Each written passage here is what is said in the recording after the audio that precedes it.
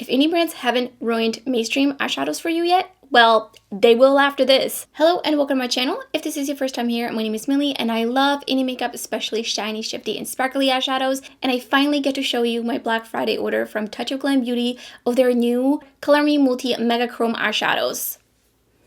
They're so beautiful. Like, these are so metallic. They look like they're liquid metal, but in pressed form, basically.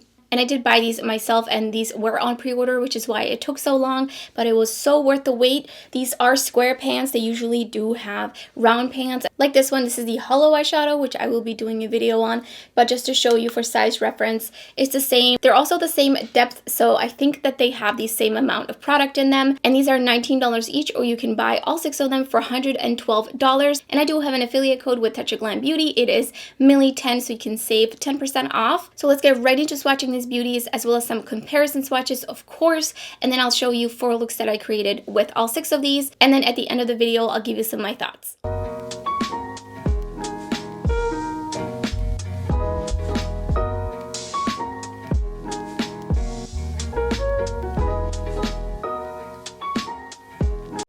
First up for comparisons is undoubtedly Pink from Touch of Glam. Then below that is A Touch of Glam from Touch of Glam. And then Spectrum from Pastel Roses UK. These are all very similar, and I knew from the moment I saw Undeniably Pink that that's what it reminded me of, these 2 shades. I think these are all pretty comparable. You can definitely build up Undeniably Pink. It does come on a little bit sheer, but you can build it up. But again, the texture is a bit different. It is the flakiest of all of these, while A Touch of Glam is super, super smooth. I think the tones are just a little bit different as well. There's definitely more green in Undeniably Pink. Next up is Dirty Little Secret. Then Star Sign from Terra Moons and Zero Gravity from Terra Moons. I just threw that one in there because it kind of reminded me tone-wise, obviously completely different formula. But Star Sign I thought was the closest. I really don't have anything quite like this shade. And formulas between all of these are quite different.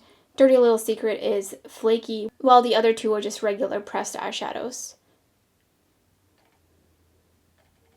Next up is Blue Lagoon from Touch of Glam, then Shine Me a Kaleidoscope from Touch of Glam, and Lilac and Love from Touch of Glam, and Regal from Clionadh Cosmetics. Clionadh Cosmetics seemed like it might be a little similar the way they look in the pan, but it's way darker, and so is Royal. So that one wouldn't be even close to any of these either. I do think Lilac and Love is similar to Blue Lagoon in certain aspects, like it has some similar tones to it.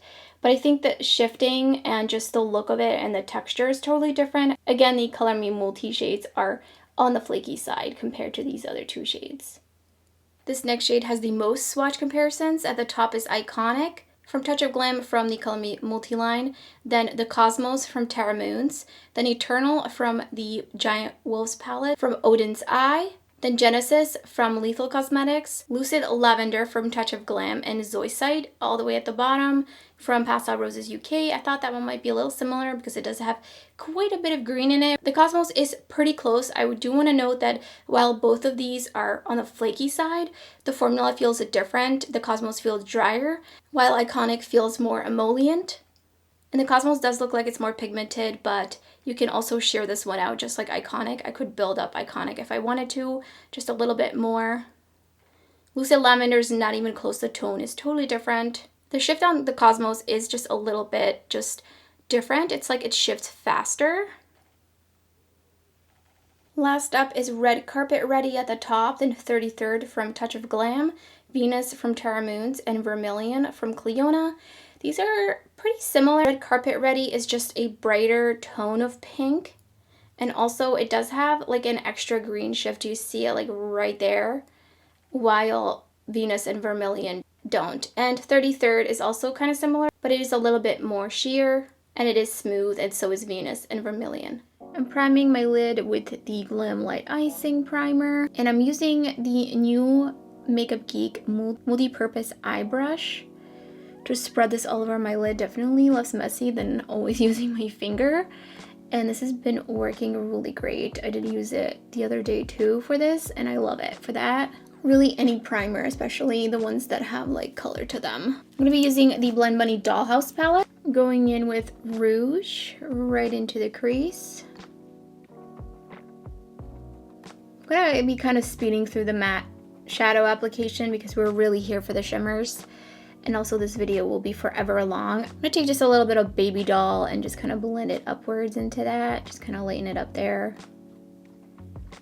I do want to take it pretty high up since I will be doing kind of like a half cut crease situation. And I'm going in with Plume. Okay, I meant to go on my outer corner, and for some reason I was thinking I was doing a halo eye, but I'm not. So I'm just gonna take it all over the lid. So we're gonna kind of get to see how these layer as well over a dark matte, which was not my intention, but hopefully it will be a happy accident. So I'm just packing that on. I'm going in little by little because I did already do my foundation and I don't really want to risk too much fallout. I'm going to also take that under my lower lash line. I do have a little bit of fallout. Hopefully I'll be able to easily get rid of it. Going back in with Baby Doll, I'm just going to help blend this out here and kind of lighten it up and blend it. It's going to be a really glam eye look. I'm going to take the Refer 28 brush. I'm just gonna pick up some of the shadow. Oh, it is kind of flaky. Upon pickup, you can see it's a little bit flaky, but I think it's going to smooth out.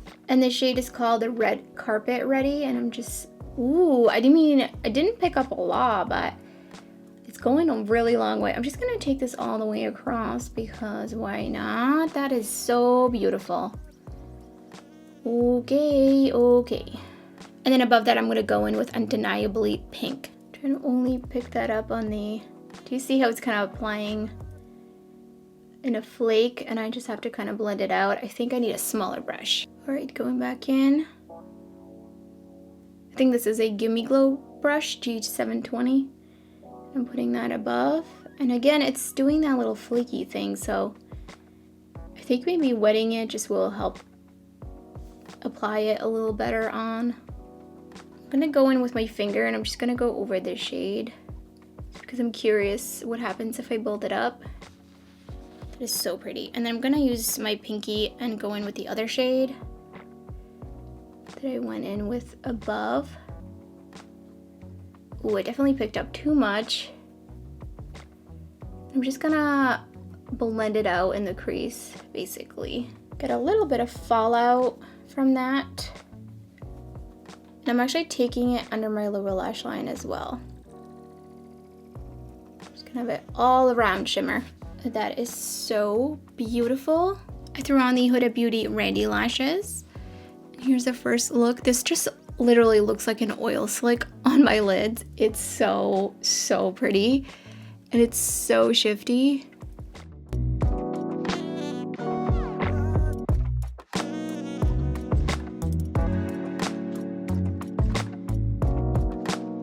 Priming again with the Glam Light Icing Primer, and again using the brush from Makeup Geek. Using the Dollhouse palette from Blend Bunny Cosmetics. Again, I'm going in with no strings right into the crease. And we're gonna do a half cut crease situation. Just a little bit more. Again, I'm gonna take it a little higher. Taking Cinched on the outer corner. Going to really try to blow this out here. I'm gonna bring it in just a little bit to kind of deepen it up here. Just gonna go in a little bit more. I'm gonna take Hold Me and blend out this outer corner. I'm also taking it under my lower lash line. I'm gonna go in with Dirty Little Secret, and I'm using this P. Louise brush, and it's more of a flat brush. And I did just lightly spray it just to help spread this out. I can really see the shift all over my lid, and it's amazing. Okay, going in with more. I'm just gonna do a half cut crease situation like I mentioned, or at least try to. I do think like the other brush worked a bit better. The other one had a little bit more fluff to it. So I'm gonna go back in with that one, and that was the Refer 28. That is definitely much better. I'm gonna go over it with my finger because, you know, pretty much do that every time now. I'm just taking it up a little higher. All right, taking my pinky because it's the smallest. I'm just gonna go over that. Oh, that is so beautiful. That is so beautiful. Super shifty. I mean, I know the camera is not showing it right now, but in real life, I'm just seeing all kinds of purple. And here's the other look.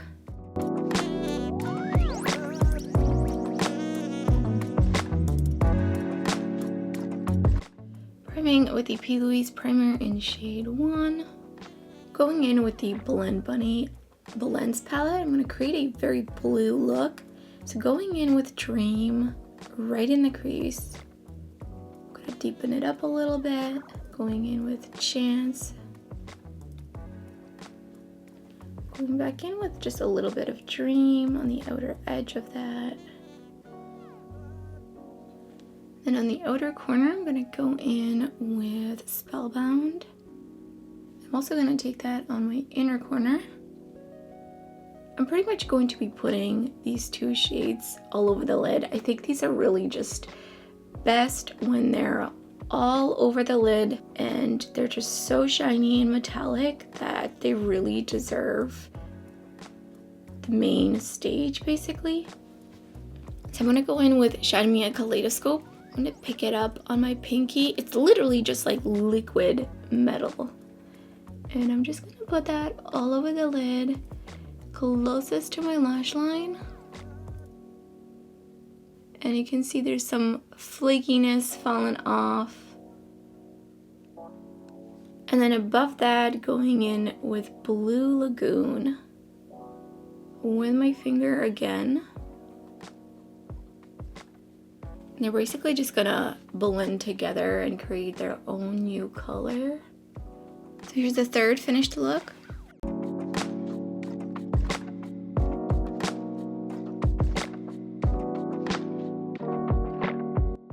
For the final look, I'm priming again with the P. Louise primer in shade 1.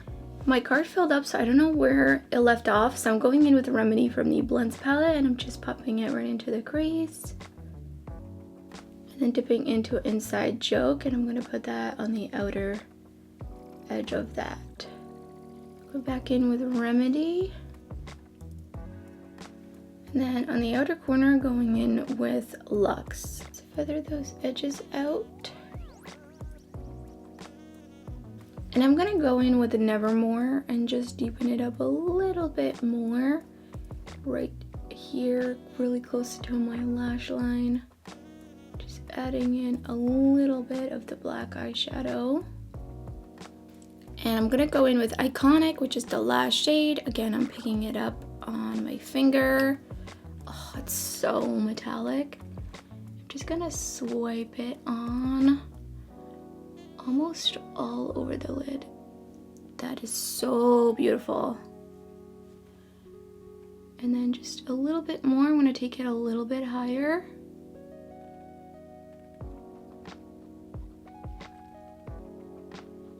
Here's the fourth finished look.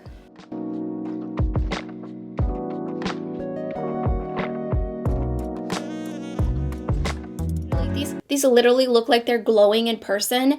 They're so bright in any lighting. Like, it's not even just this studio lighting, like in natural lighting, they look so absolutely mesmerizing. I love these colors. I think there's a nice variety. We have some purple, some green, some pink and purple. So there's a lot to choose from. They are on the flaky side, which did kind of surprise me a bit because I couldn't tell from the swatches. They just look really super foiled metallic. Flaky eyeshadows can be a little bit tricky. These are not flaky in a sense of like dry giant flakes that you might think of. They're flaky in a different sense, so they feel really emollient, not dry at all. And so because of this formula, they do apply really nicely with a finger because they pick up really well with your finger, and they also put down really nicely and they smooth out so you don't see any flakiness unless you pick up too much. You could also use a silicone applicator, which will also work great. I like that you can kind of shear these out a little bit as you're putting them on, but you can also build them up. I would recommend something like the NYX glitter primer just to really help set these down if you have hooded pigmented oily lids. I've had a little bit of fallout with them because I did put on a lot and I didn't use the NYX glitter primer. But these are definitely showstoppers, and they're the kind of eyeshadow that you just really want to put all over the lid and appreciate in all the different lights. These shift really easily except for these two shades, the purple